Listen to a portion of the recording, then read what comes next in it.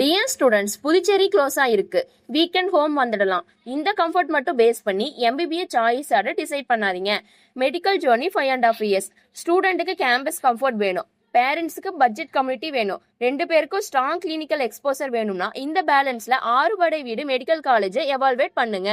2026 MCC மேட்ரிக்ஸ்ல 150 merit seats, official tuition full இயருக்கு 25 lakhs, total 4.5 year tuition fees 1.125 crore, attached ஹாஸ்பிட்டல்ல 540 beds, 26 departments, skill lab and clinical learning resources இருக்கு.